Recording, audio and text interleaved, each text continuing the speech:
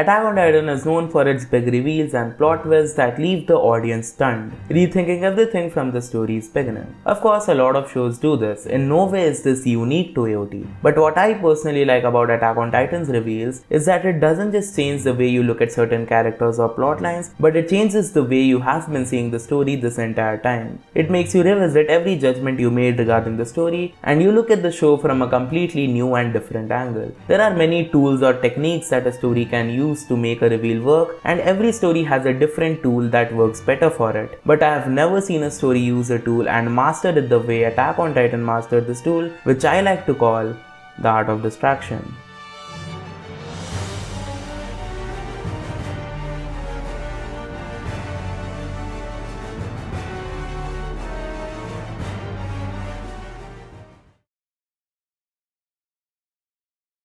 Before discussing how Attack on Titan uses this tool, first we need to understand what the art of distraction means in the first place. So as I previously mentioned, it is a tool used to make the big reveals of your story work better. Most reveals of AOT are built up, it doesn't happen out of nowhere. For example, A is the reveal and B is the story which is currently working its way towards A. Now, what the art of distraction does is take B and pushes it towards C, breaking the straight path towards A. By doing this alongside with the focus of the story, the focus of the audience also shifts to C, which results in the audience not even thinking about the possibility of A. So when the story suddenly reaches A, it surprises the audience even more than it would if the story just directly went to A. Yeah, I know I'm not too good with explanations, so let's understand this process with some examples. The Berthold and Reiner reveal. This reveal happens in season 2 episode 6 and it blew me away. I personally love this scene, but a significant chunk of the audience thinks this reveal was good, but it could be handled better. The way it was randomly revealed as a background dialogue,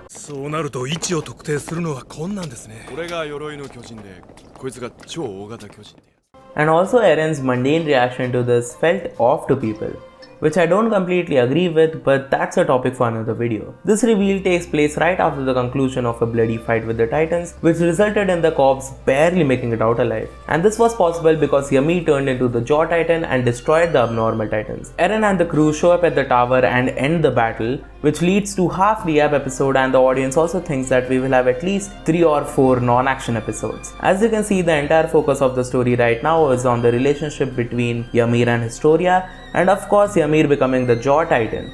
But Isayama takes a complete 180 and drops the Berthold and Reiner reveal, which leaves the viewers in complete shock, and this worked because from the start of season 2, the viewers were served information only about the Beast Titan, the Jaw Titan, and no one even gave a single damn about the Armored and the Colossal Titan. So the story took your focus away from Reiner and Berthold and shifted it to Ymir and Historia, only to take you back to Reiner and Berthold, but this time the reveal hits harder than ever. Now let's discuss the plot twist which inherited the art of distraction to its core. Probably the biggest plot twist in the history of anime and manga, the Attack Titan reveal.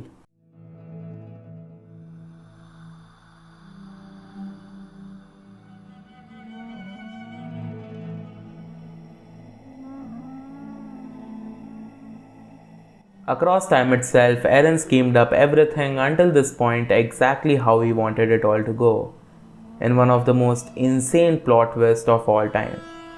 Attack Titan can see the future.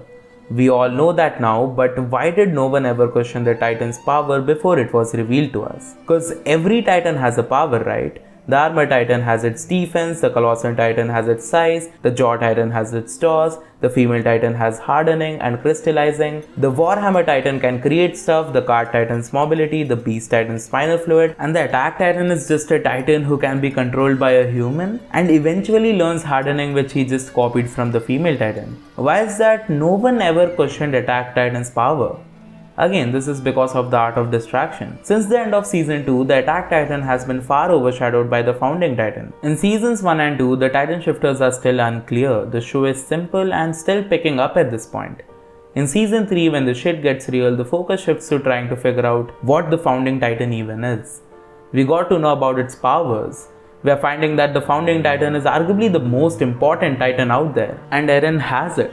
Now that we got to know what the Founding Titan even is, in season 4 the focus shifts to how Eren can access this power and what will he do with the power.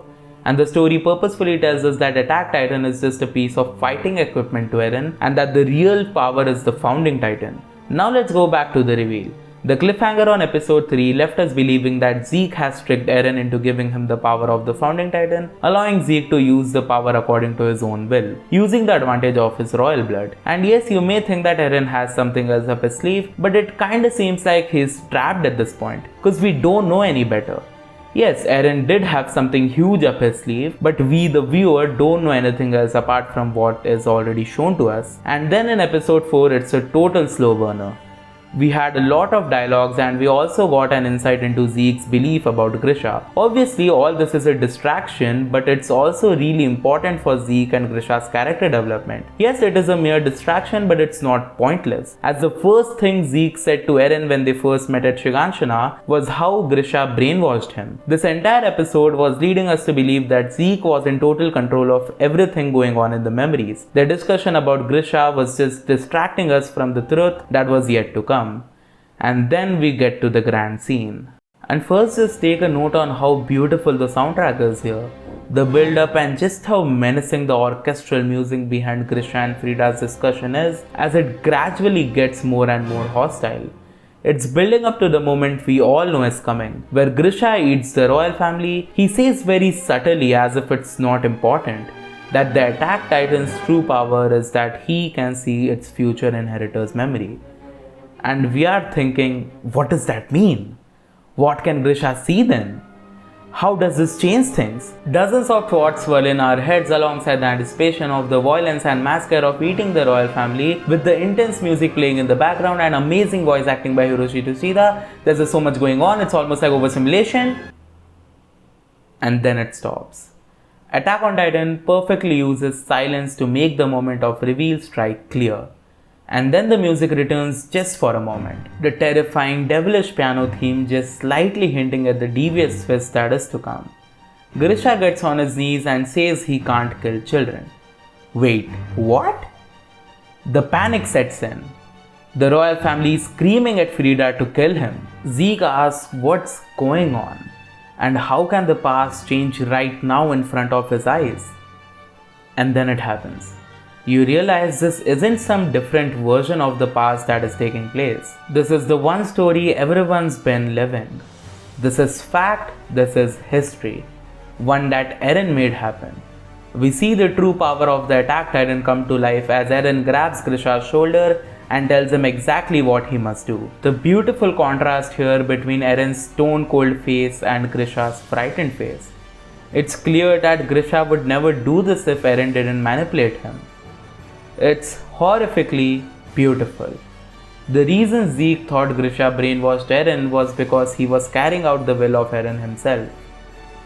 The line here where Grisha tells he killed everyone except the father, and us knowing that Eren needs the father in order to meet Historia and make contact with the Founding Titan, it's not just that Eren changed the past. He literally molded the entire story to what he wanted it to be. He doesn't show Grisha all his memories. Only what he needs to make sure he follows exactly what he says. It's almost unbelievable. What Grisha could not do, Eren could. To take away their freedom before they take ours. And what makes this more impactful is how all of this was planned from the start of the story, how we never saw the perspective of Grisha while he showed the key to the kid Eren, and when we do get to see it, he wasn't actually showing it to the kid Eren. Many times the story tried saying us that Eren will never submit to anyone, but we never took it seriously. Just as Grisha says, only Eren will get what he wants. The beauty of this insane plot twist is that the plot itself was written by Eren himself. Oh my god, I love Attack on Titan. And at last, thank you everyone for watching, and we'll see you guys the next time. Bye. Keep moving forward. Even if you die, even after you die.